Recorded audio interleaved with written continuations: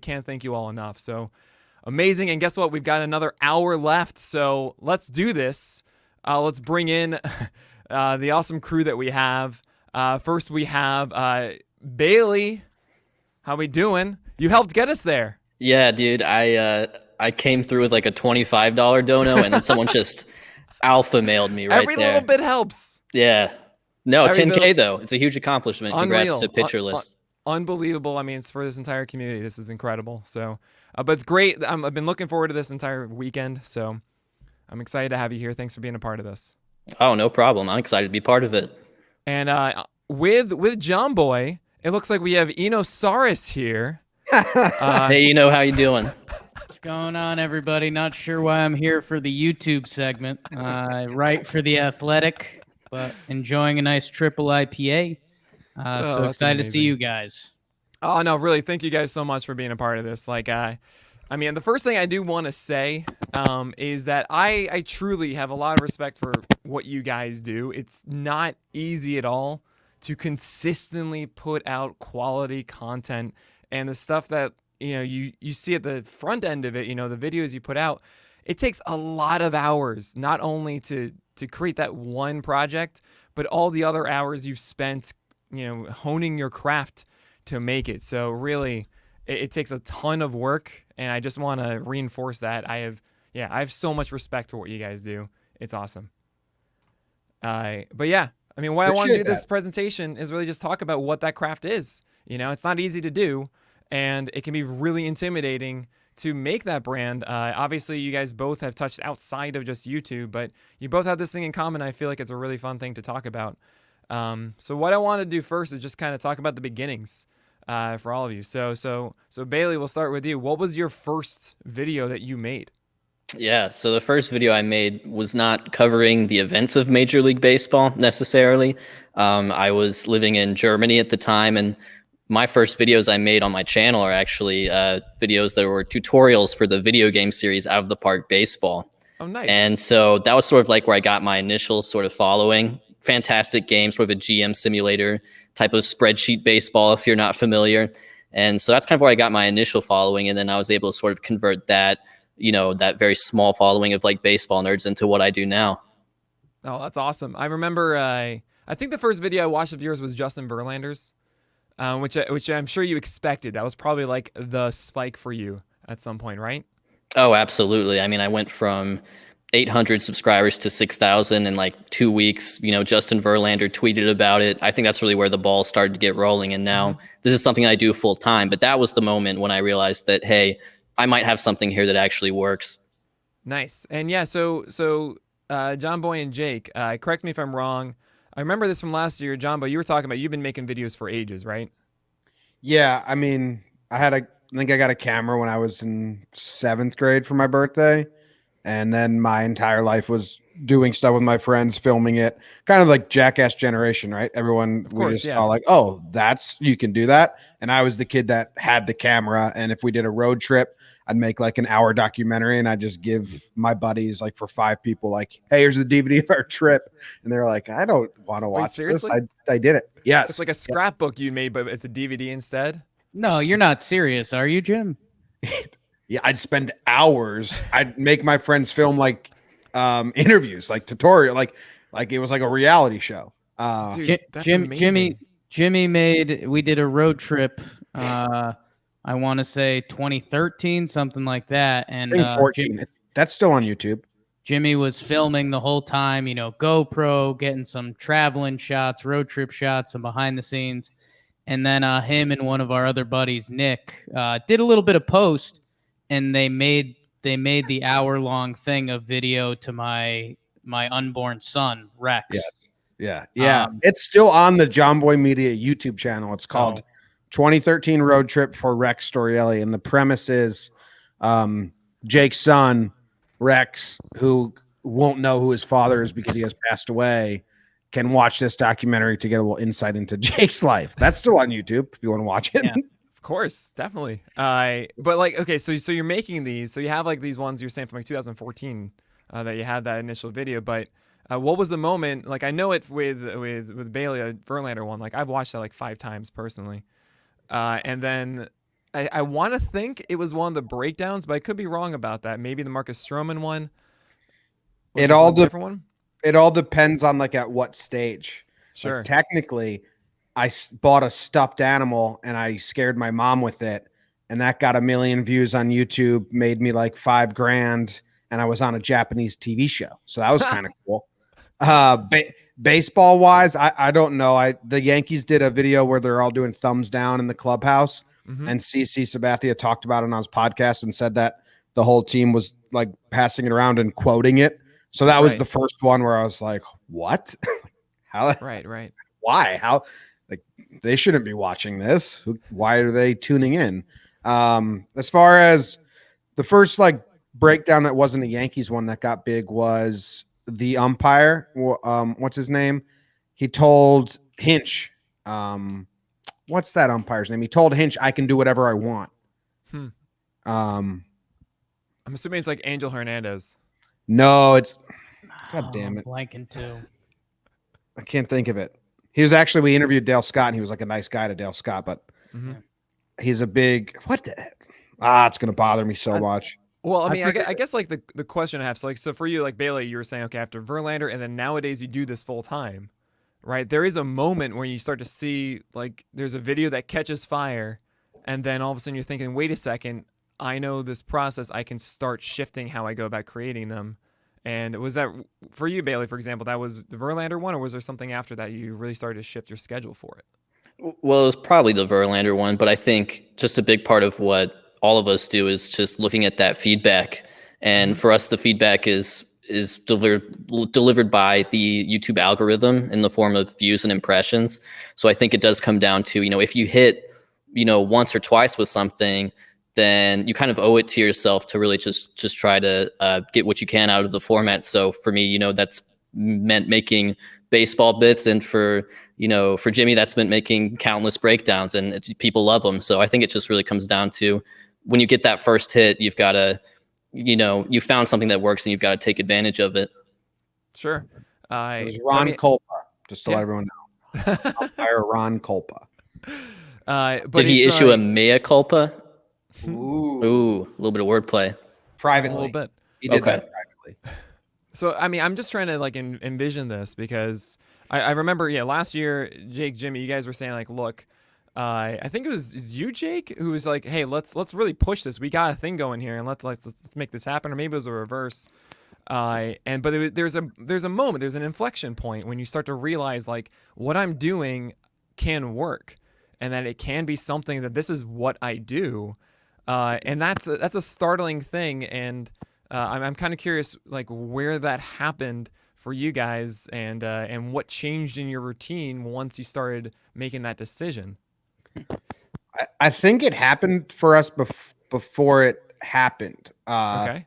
So I'll make this quick. I got like a seed investment after the 2017 season to quit my job and go full time. And I mean, it's not a salary that anyone would brag about. It was $25K. I think it's public now. I got $25K to quit my job, live off that for a year. And I was too scared to spend any of the money, because once that money was gone, the company was gone, and we weren't making money. So I lived off nothing. And then Jake came on, but we had people that were telling us, this is going to work. This is going to work. And I was like, if you say so, man, like, I don't understand it, but cool. Right. And then we had someone telling Jake and I that, we were about to get a deal with one of those mattress companies. And like, they were telling us the money you can get for podcast sponsorships. And Jake and I are like, oh shit, we're really close to like this working. So Jake was looking for a new job, and we had a conversation, and we're like, hey, well, why don't you split like a little bit of this nothing with me? And, people are saying this is going to work. And like that, if that mattress company deal worked, we would have been fine. I think that mattress company deal was bullshit. Like, I don't think that those numbers were real at all. Right. So before it worked, Jake and I just thought it was going to be work, because we did that. Luckily it did in the end.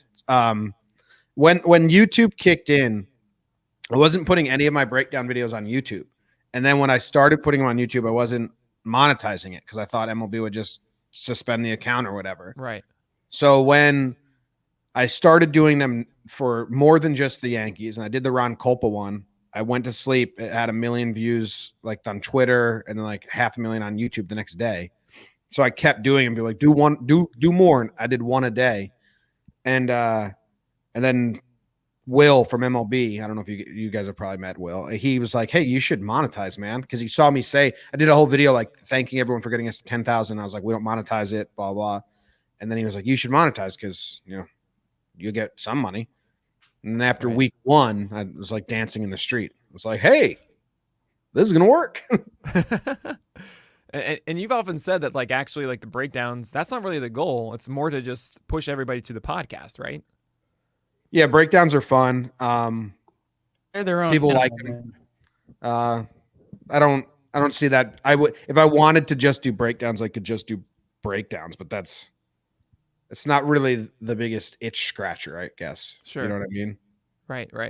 Yeah. So I want to kind of hear the like the process of making this stuff. I mean, look, I know Jimmy and Jake, you guys do a lot of things. It's not really just about the YouTube videos, but it's there. There's an interesting discussion about kind of repurposing content in there, right? Mhm. About you guys, you do your podcast, you do that live, you live stream it, and then you take that and you put it onto YouTube as well. And there's different avenues for all this stuff. But I am curious about the process of, and actually, I don't even know if you're really the one repurposing that anymore.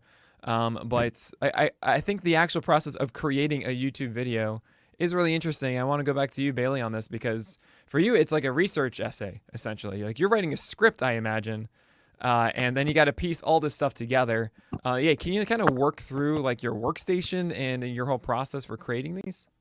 Yeah, so I think video essay is probably the best descriptor of the genre, of the type of video that I mainly make, and that's something that's kind of gotten big on YouTube over the last, I would say, 3, 4, 5 years. Is sort of this wave of videos that kind of blend information with entertainment. And so I think what I've just done is I've brought that to baseball in a way, and so for me, it kind of breaks down into 3 different phases. The first one is going to be, a writing phase where I am writing that script, doing all my research. I'm looking at, leaderboards on, fan graphs or StatHead or, or even CSW on Pitcher List. Hey, and yeah, little shout out. And so that's going to take, 3, 4, 5 days. And then the next is sort of what I would call like that asset creation and collection. That's what I'm making sure I have all the clips I need. That's when I'm making, the pixel art and the stat graphics.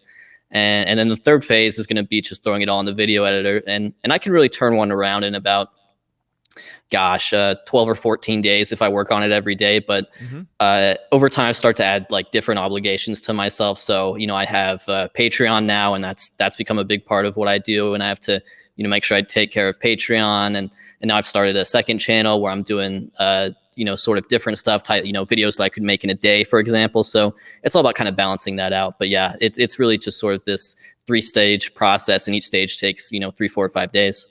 Right. And do you have a content schedule for yourself? Are you saying to yourself like, okay, every Friday I'm going to put out that video, or do you just kind of let it flow and eventually you'll get around to things?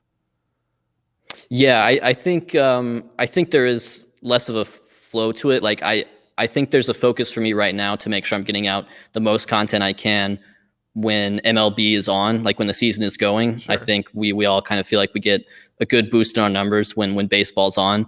But I just try to upload whenever I can. It's a different sort of model than a lot of YouTubers where I'm making most of my bread off 16 or 18 videos a year, which that doesn't work for everyone necessarily, but I've made it work for me. Yeah, definitely. And going to the same kind of idea. I mean, Jake, you guys have done so many different shows at this point. Wake and Jake, I love that one. And like that process, like that didn't always exist. Was this something that you just always had in your head, and then one day you just went to a whiteboard and wrote like all the 20 things you wanted to do, or did someone else come in and outline this? How did all this stuff come to be? Yeah, man, I think there's a learning process. I think it's, I grew up old school Sports Center. So I was like, hey, I'd love to do a general sports thing. And, it went kind of well, but we're actually kind of rebranding our channel, and we just should probably shout the guy out. I forget his name, but we recently talked to this YouTube guru guy, And it was kind of scary. We were like, okay, is this guy just going to tell us to like use exclamation points and stuff and, you know, hashtags or something like that? Right. One word must be capitalized in All full caps. It's a classic. at all times. The- If you don't have the- one fully capitalized word in your YouTube title, you're dumb. The guy ended up being great, and he, you know, a lot of He it didn't turns say any back- of that. No, the guy was incredible. He, you know, he starts talking about audience and stuff, and it's, you know, it going to all the stuff that's comes through our channel now, whether Wake and Jake or GM Files. Like GM Files is this show that's deep cut baseball, like trades that almost happened. GMs are talking about it. You know, Jason Hayward shaved his beard because he thought he was going to the Yankees. And Wow. what we kind of realized lately was, you know, the breakdowns, they're a big piece of cheese and they bring a lot of people in, but, you know, it's entertainment. There's some knowledge, there's a lot of humor, and, you know, that's what they're there for. So those people aren't there to hear about, you know, Jason Hayward potentially being traded for Luis Severino. So Sure. we're actually turning that into a baseball channel. Wake and Jake has its own channel now. So we're still learning.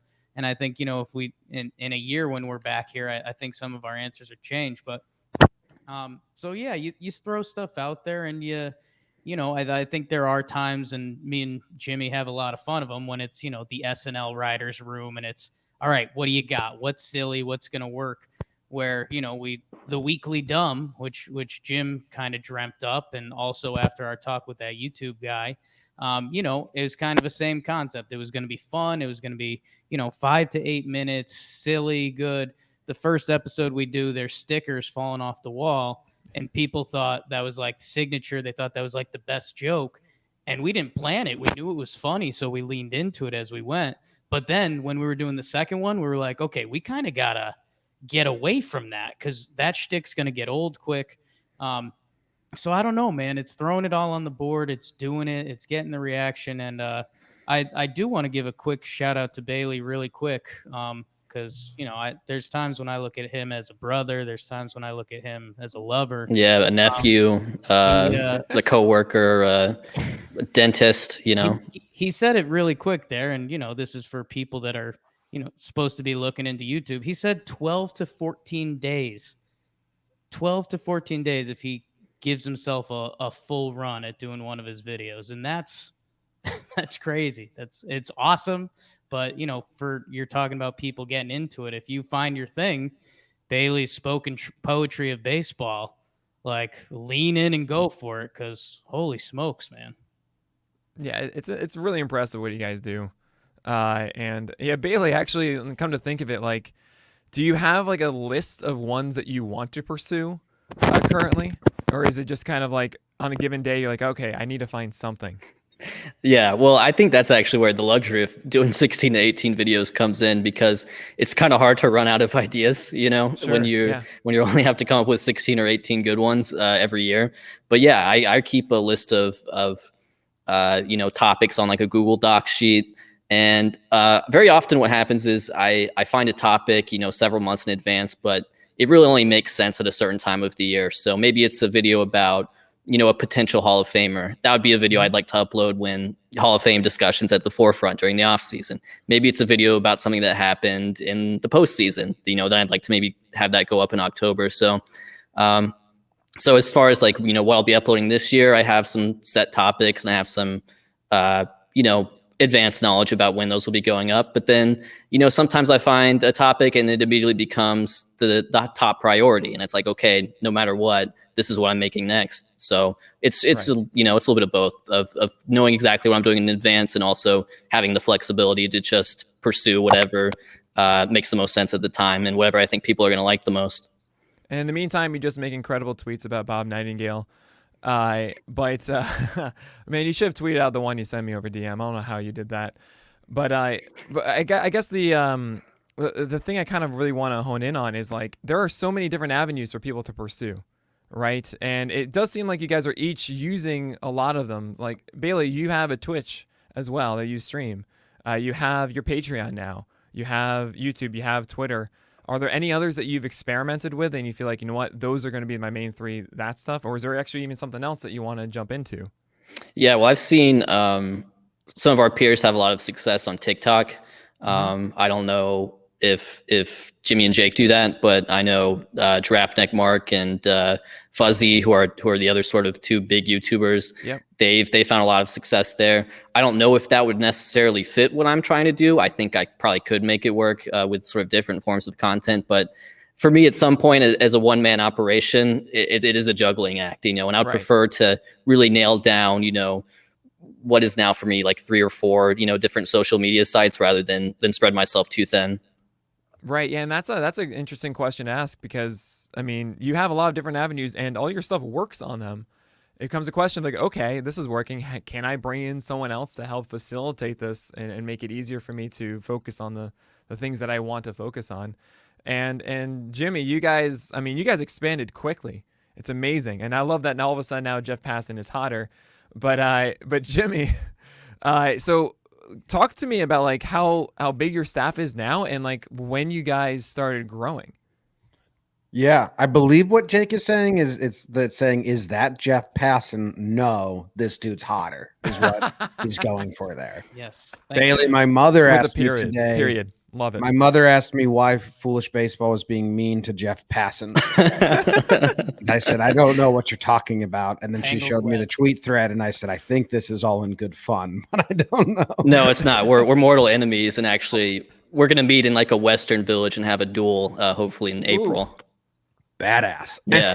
Anyway, you can come cover that. Watch on Twitch. There we go. At the end of 2019, it was me, it was Jake. We were employees. We had my brother Lucas was helping, and then he went to college, and he was my kind of a line editor for the breakdowns, but I do all the edit. He would just find the clips and then give them to me. It was like a really fun role. I don't have that right now. And then he went to college, so we hired someone else. So I think we had 3 employees at the end of 2019. We got the first round of the investment that just got announced in early 2020. We started hiring. Big Baby David was working kind of part-time for us, kind of like writing and stuff. So he came into the fold. I hired a lead videographer, and my wife is like our accountant, HR, payroll, all that crap. But as we grown, we hired we call them editors, but they're really social media managers and producers as well. Trevor came on, so we just kept growing. So we just hired 8 new people, Jake. I think we're up to 20 to 25 full-time employees. And it was really cool. I mean, because we started as just like intern editors. We were kind of scared. We didn't know what we were doing at the start of last season. Then Corona hit, so it's like, okay. Luckily, we were able to keep everyone on. And then at the end of the year, we had a really good year. So everyone that came on, a lot of our guys quit their jobs to work for us for lesser pay. So we righted that right away because we had a good year. So everyone that was with us got bumped up to market or above market. Because my biggest thing, and I probably said this line to Jake a million times over the last 10 months, like, I want us to be a real company. Right. I want us to have healthcare and benefits and 401k and a sales department and like meetings and organization. And over the since December, that's all kind of come to fruition. And I feel really, really good about the workflow now and kind of the people that we've brought on. And I think we're at 20 to 25 employees now, which is cool. That's amazing. That's so great. So it makes it so when you have that writer's room you're talking about, Jake, it's easy. You have the whole setup now, right? You have that.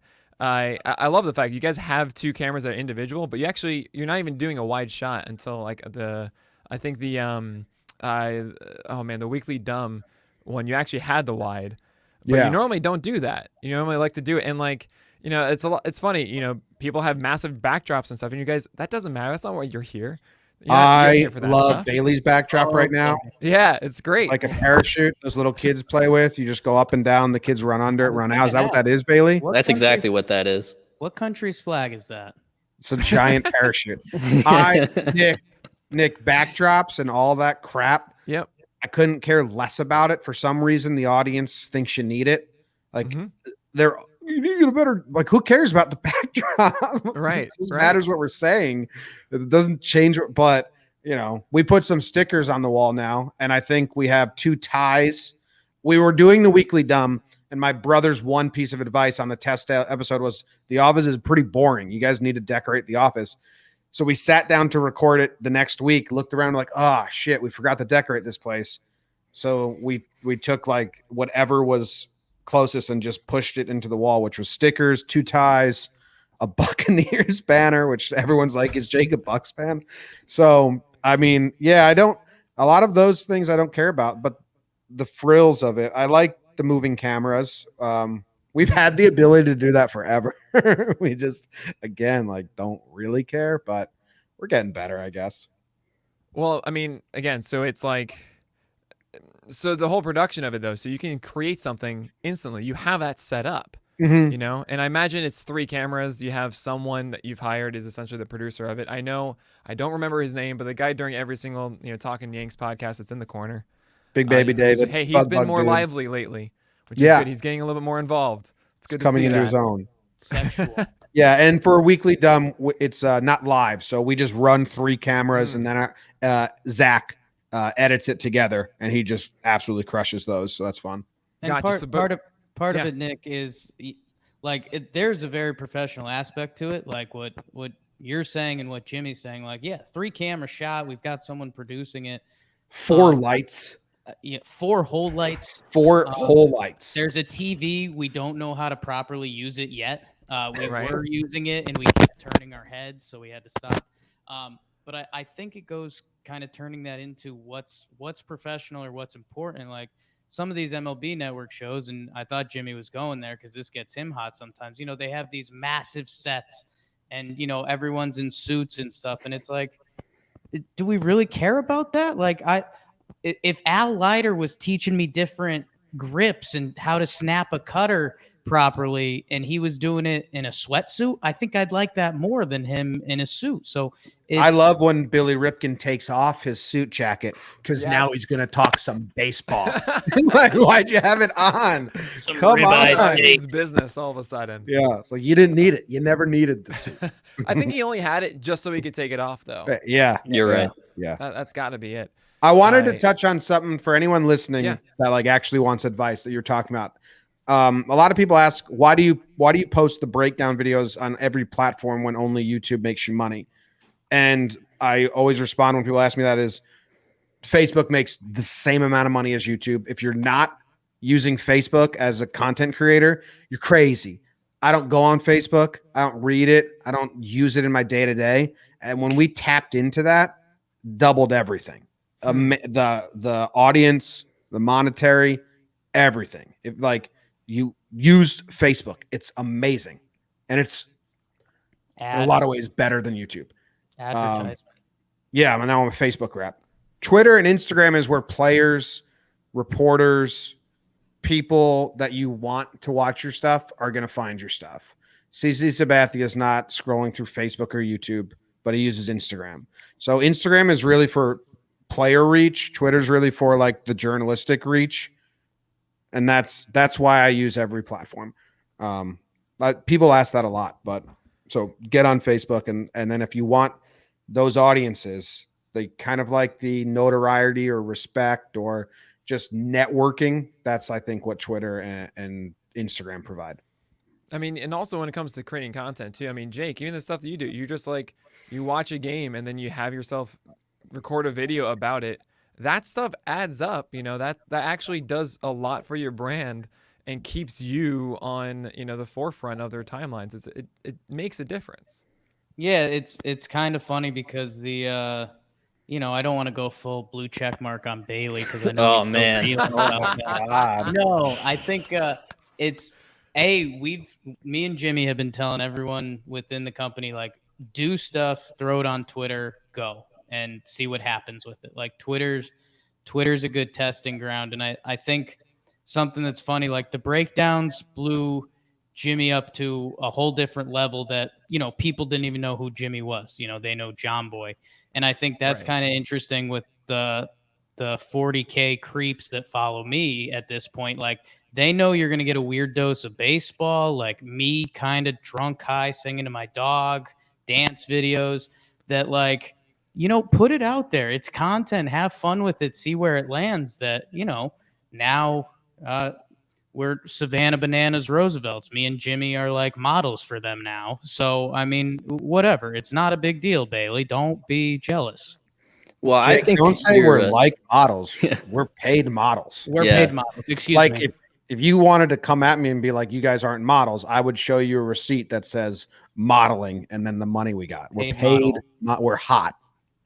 Well, Jake, you were talking about, all the sort of different content you post on Twitter, but I think your Twitter is really first and foremost like a body positivity account. It's a celebration of the male form. Bad. No. We're celebrating. We're celebrating the male form on Jake's account, and baseball's really secondary. Yeah. Oh man, spot the lie. There's two big body positive people in this world: Jack Black, Jake Storiale. Yes, I should say that body positive. That shouldn't be. I should say body positive. That's too much. Don't worry, Jack Black is way bigger on YouTube. Cut the feed.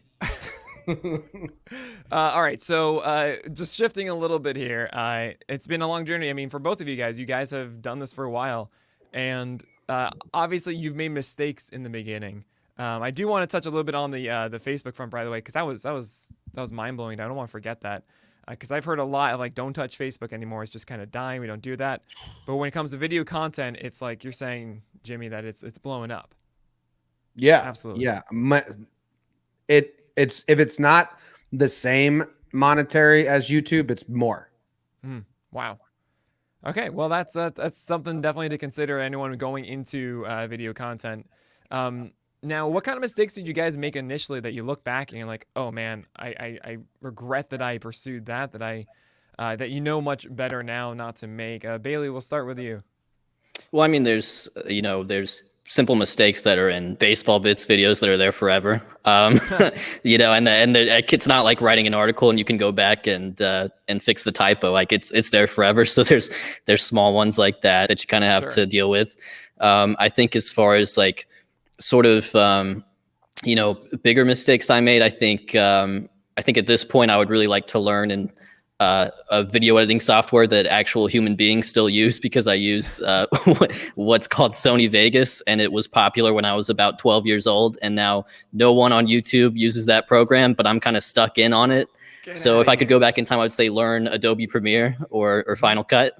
You can probably do a lot more with that. But yeah, I think what I can probably look back on and be proud about is that I don't think I've made huge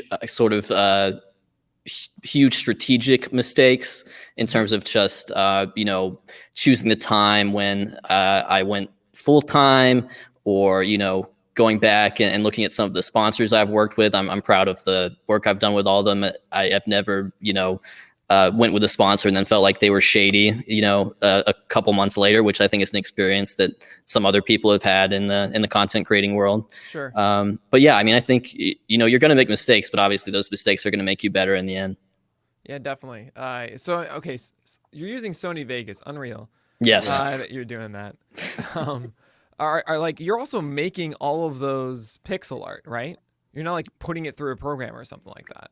Correct. Yeah. And that's something I've kind of had to learn on the fly. Like, wow. You referenced the Justin Verlander video. That's some of like my earlier work. The Justin Verlander pixel art in that is nightmare fuel. There's really no other way around it.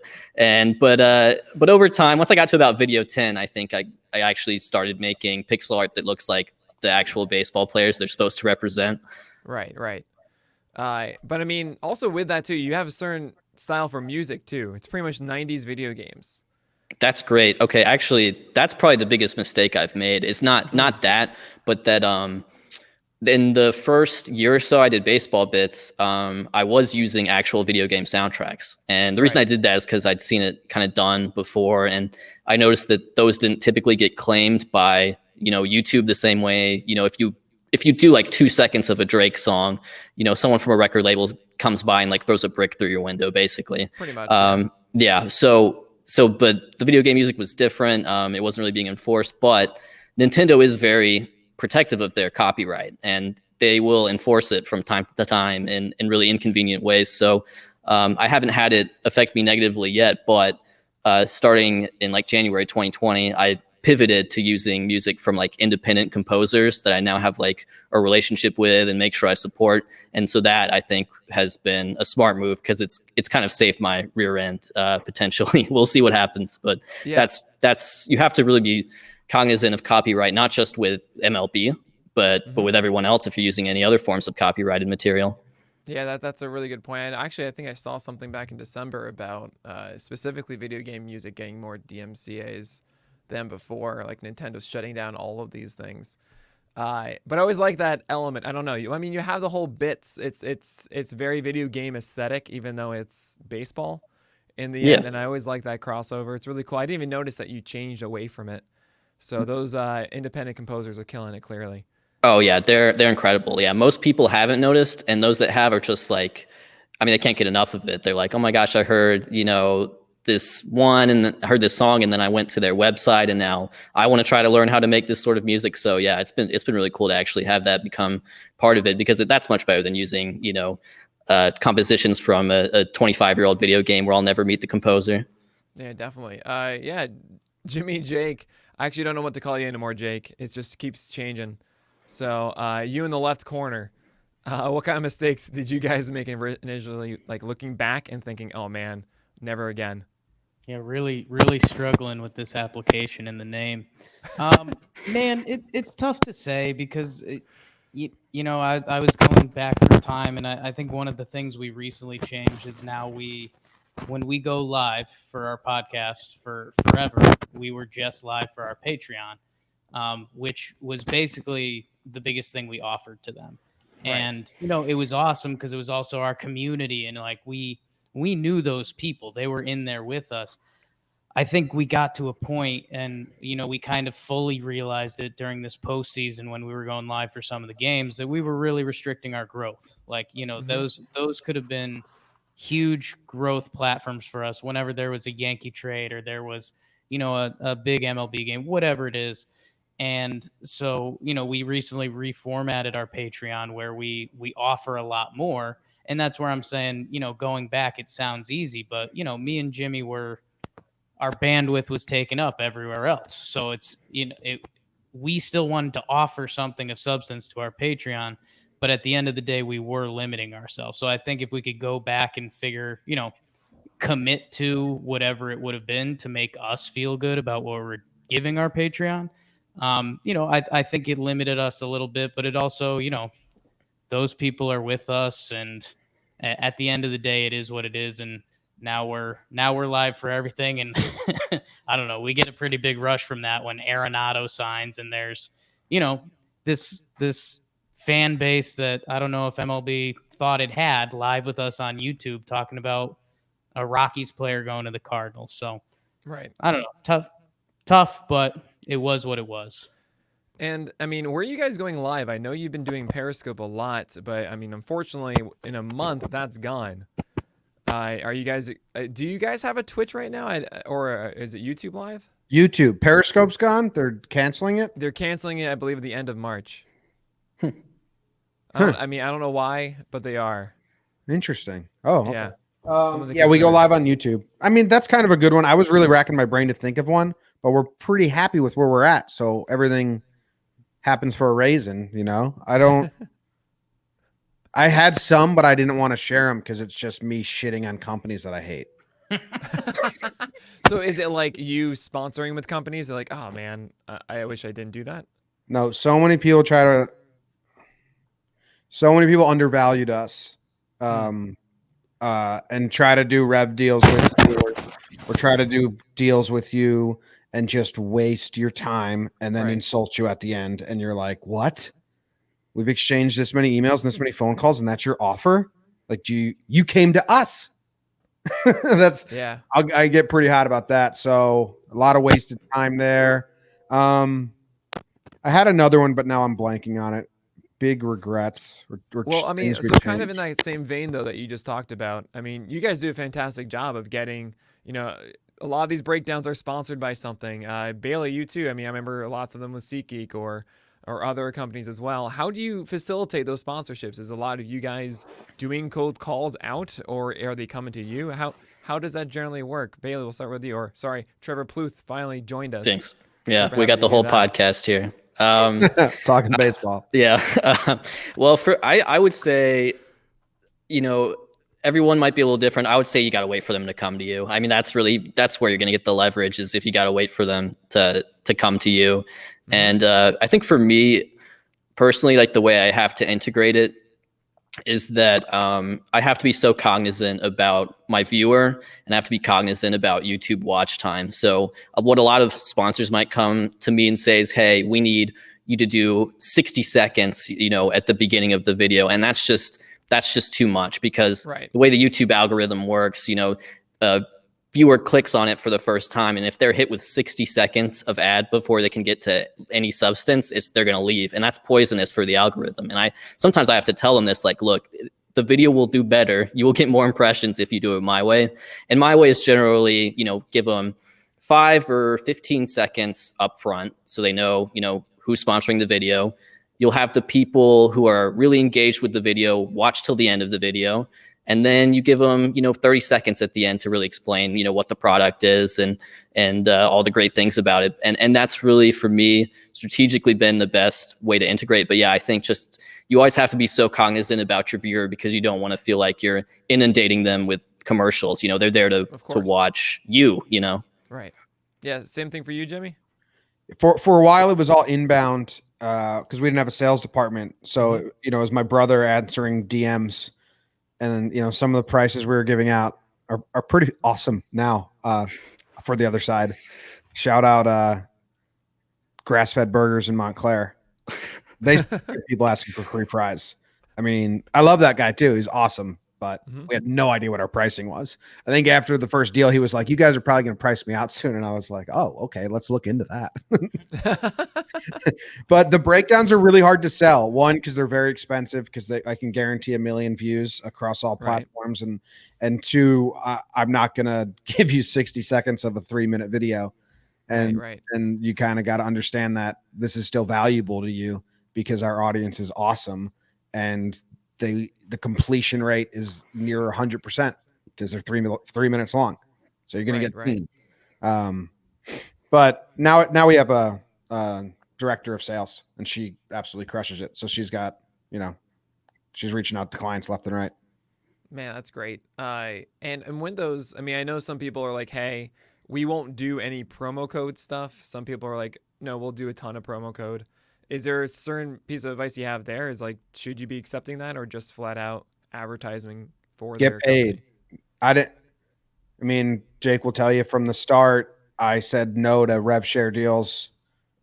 100, like when at a time when we couldn't afford to say no to rev share deals, or we couldn't afford to say no to money, I said no, just flat out. Nope, we don't do that. Nope, we don't do that. If you want me to put something in front of my audience, you pay me.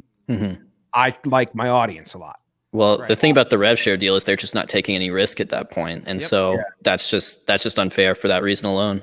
Yeah. Right. So I see. I mean, so whenever you do like a promo code thing, you're getting something on top of the promo code, or they're just like, okay, cool, you're getting everything, and then sure, you want a promo code? Sure, here's a promo code. You don't see anything return from that, right? I generally do flat fee.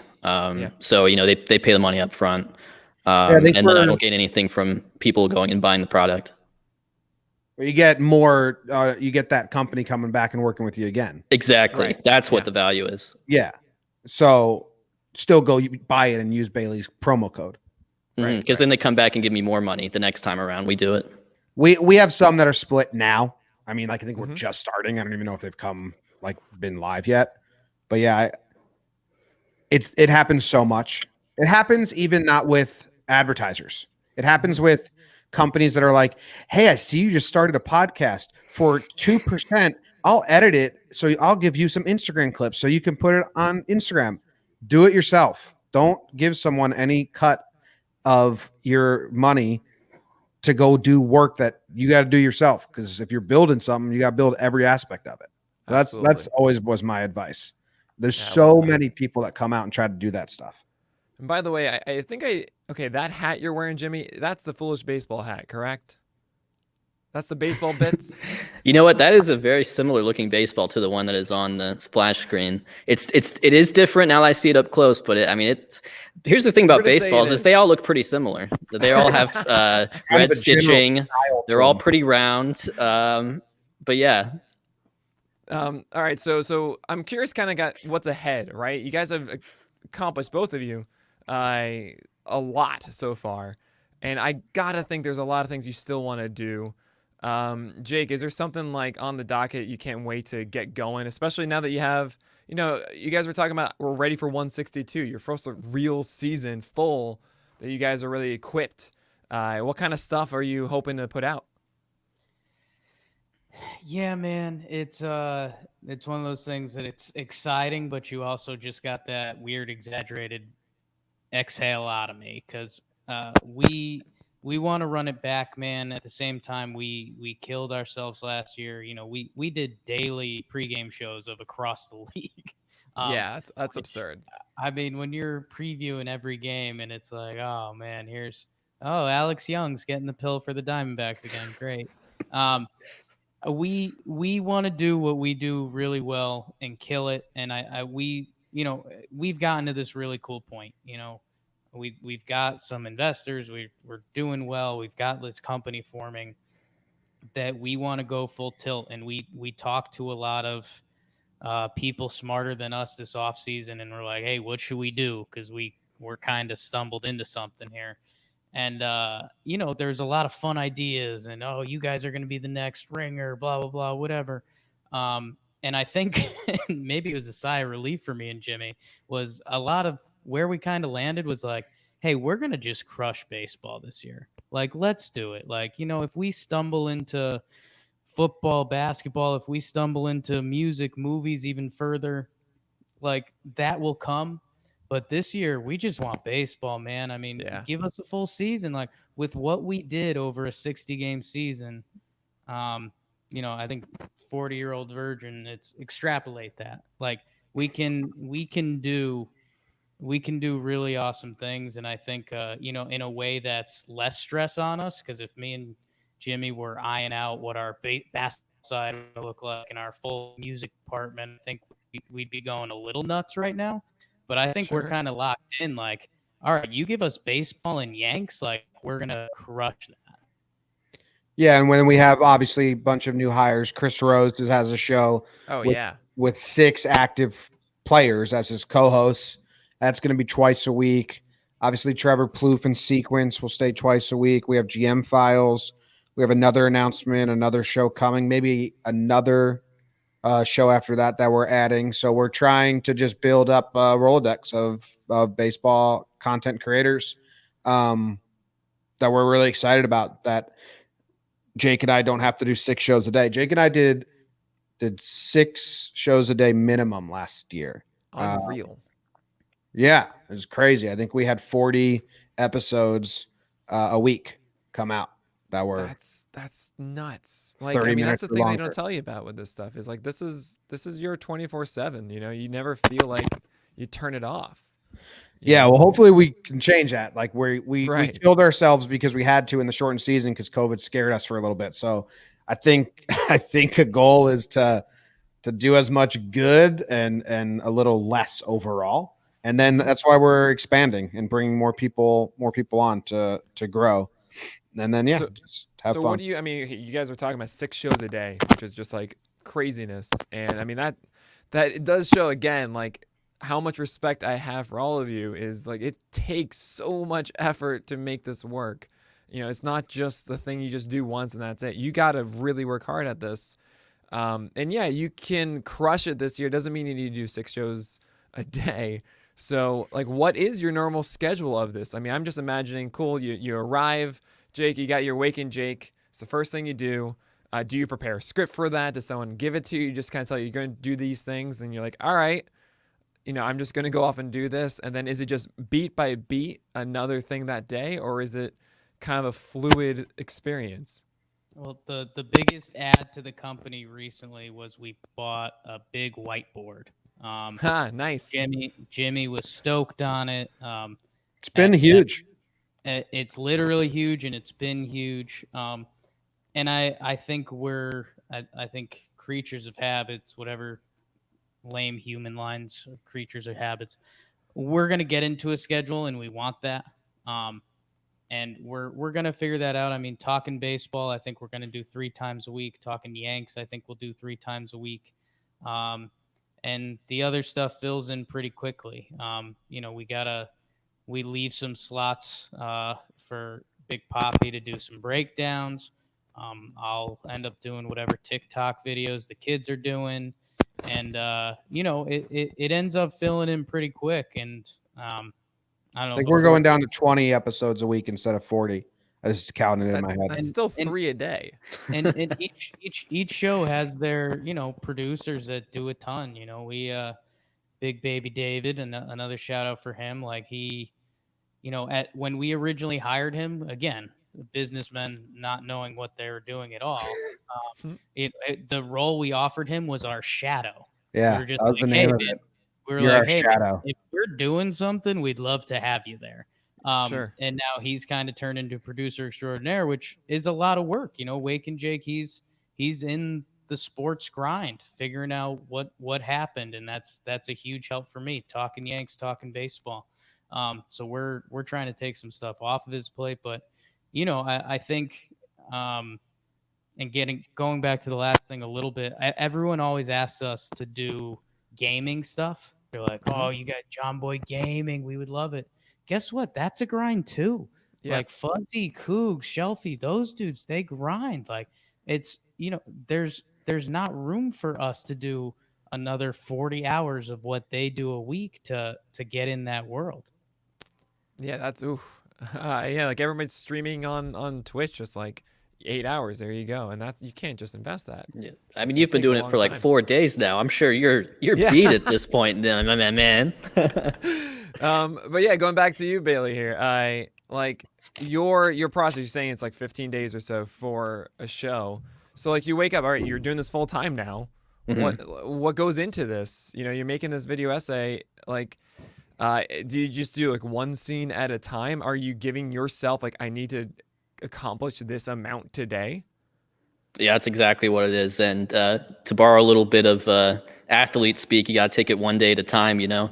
But yeah, I mean, I understand when I start the process, you know, first day I've got to probably, you know, get a bunch of cool stats, get a good topic. You know, second day I know I've got to outline it. Third and fourth day I know I've got to write it, and it just kind of, it goes on. And yeah, it's the way in which I fashion the videos is very linear. You know, I think a lot of people are really talented at kind of working sort of out of order and doing a little bit here, a little bit there. But for me, it's got to be very linear. So you know, it's writing it just, you know, start to end. It's working through as I'm writing, sort of visualizing what the video looks like, and then collecting all the things I need to make that happen. And then as soon as I get in the editor, it's just, you know, start editing from what it looks like at 0 seconds to what it looks like at the end in 15 minutes. And that's just part of it. What I found is that it's maybe a little bit more healthier for me if I kind of have a day or two in there where I can focus on something for the Patreon, or focus on, you know, making a video for Winnie the Pooh home run derby on the second channel. Dude, I played that game 5 years ago. It's fantastic. And Christopher Robin, man, he's evil. Yeah, the memes that have come out of it too are just like the greatest things ever. I'm looking forward to facing him. He's gonna be a very worthy adversary. Oh my god, you haven't faced him yet? I have faced him, but not evil. On screen. We'll put it that way. It is evil, Bailey. Yeah, he's kind of like Darvish. He's got like, you know, 7 pitches. You could probably, there's probably a comp like to be made there. Yeah. Disappear. Oh man, I remember this distinctly. Like, I did not go to sleep until I beat that thing. I'm impressed you beat it. I didn't get any sleep that night. That's just how the world works sometimes. I mean, I want to really harper on one point, really hit this strongly, is when you're creating content. This is the thing I've noticed from all of you guys, and it really goes back to the point of like, who cares about the backdrop? You're creating content because it's you. You know, that is the important part here. Not like, you know, the exact facts, not the exact, you know, storyline of it. it's because it's you. And if you don't have faith in yourself while you're doing it, that you believe you're a product that you're selling and it's worthy, then it won't be something genuine and good. And I gotta say, like, yeah, Bailey comes out from you easily. I mean, you have a very distinct style, and it's clearly Bailey. And that's what resonates. I'm a with nerd. it, right? Let's, we don't have to beat around the bush. But I mean, also, yeah, you, Jimmy and Jake, like, you, every time you put out content, it's not about like, oh, what is the thing I need to do? Screw it. You just go on and you just talk about it, and you believe in what you're saying. And that's such a huge part of it, you know? And I think for a lot of people trying to do this, trying to create their own, you know, let's say their brand on Twitter, YouTube, wherever it is, those that don't really, you know, take inventory about what they're trying to sell to people, you know, who they are and what they're trying to do. They think like, oh, I have to be X or Y or whatever it is. Screw that. You know, you're never going to be successful at this if you don't just embrace, like, I'm just going to be me and do that. I make so many mistakes. I feel like an idiot all the time. Whatever. This is who I am. Screw it. Like, I'm just going to be that. But anyway, guys, we're coming up at the top of the hour. I can't thank you enough for being a part of this. This is really, really informative. I think a lot of people benefit from hearing kind of like what it's like behind the curtain. It's not just your faces on you know, inside of videos. And it, like, I cannot tell you how many of those baseball bits videos I've watched personally. And there's a lot of love and time and effort that goes into those. So yeah, Cole Hudgens, Jimmy, Bailey, is there anything else you guys wanted to shout out to anybody or mention for anyone's getting into this? I think if there's anything that we can take away from this, and we're at minute 58 now, is that we have a very, like, there's a real serious diversity of approach, but we all make it work. And so just do whatever works for you, because whether it's forming a media company, whether it's a one-man show, whether it's, you know, doing 7 shows a day, whether it's making, you know, 1 video every 3 weeks, if you do something good, it'll work out for you. Definitely. Jimmy? I think last year when I was on PitchCon, I said anyone that donates, I will face app their face and make them a different version of themselves on Twitter. I'm gonna pop a gummy as soon as we're done. Offer stands again. If you send me a picture of your face, I'll make you uglier. Definitely. You guys can screen cap the contributors inside of go.rally up. Send it straight to Jimmy. Yes. I look forward to that. I definitely do. Yeah. Anything else you want to add there, Jake? Man, send those to Jimmy. I'd say, Nick, what you were kind of touching on at the end there, Jimmy, we did this on the daily weekly dumb the other day. What was that YouTube channel of trash cans or whatever? The guy who films the Garbage Man. He filmed. He filmed the garbage trucks. Yeah, it blew up. And this guy's got, you know, 8K follows on YouTube or whatever. So I mean, if you're into something, go for it. if it's garbage cans blowing up, if it's Rod Barajas, if it's Ron Culpa, if it's face apping people, you know, do your link, because that's, you know, I think last year I came on Pitcher List and I gave Jordan Yamamoto a shout out, and now he's giving Stroman a shout outs. Now he's gonna shove for the Mets this year. Yamamoto season. There we go. So I think what Jake is saying, literally, you can cover garbage and you can have success as long as you believe in yourself. Believe in the garbage. There it is. All right, guys. Really, thank you so Great much motto. for being part of this. This was awesome. Bailey, where are you actually located, by the way? Rihanna Kemp, I'm sorry. Yes, well, thank you for addressing me by my formal Foolish name. Kindergarten. Yeah. Well, right now I'm in my hometown of Rome, Georgia, in between places, but soon Foolish Baseball HQ will be in Atlanta. Okay, cool. Well, if you ever come up to New York City when this all blows over, hopefully all of us can go grab a drink, watch the Yankees win as Jameson Taillon wins the Cy Young this year. Hey, we'll be in Atlanta, Bailey. We got a house for the All-Star game. So terrific. I'll see you guys there. We'll come kidnap you. All right, guys. Thank you so much for being a part of this. It was awesome. And yeah, we'll talk soon. See ya. Thanks, man. Thanks, Nick. All right, guys. 4 days, 46 hours, live stream. We did it. We did it. We reached our goal. I'm looking at it right now. We are at $10,336 raised. Unbelievable. I mean, you know, we did it once. It like blew me away, and we've done it twice now, and like we just made it 4 days. This is crazy. Yeah, you guys are the best. I mean, seriously, to all of the participants of PitchCon, this is an incredible feat.